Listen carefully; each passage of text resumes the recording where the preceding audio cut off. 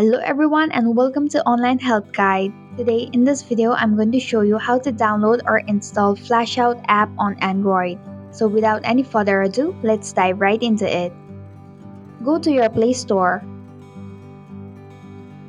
Tap on the search bar and type in Flashout app.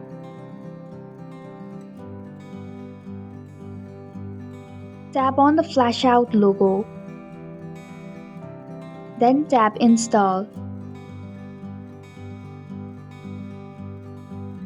It will take a while to download the app. Then tap Open to begin the Flashout app. And this is how you can download or install Flashout app on Android. Thank you for watching the online help guide. I hope this video was helpful. If it was, please hit the like button and comment if you have any questions or feedback. Also, if you are new to our channel, please subscribe and hit the bell icon so that you don't miss our upcoming videos.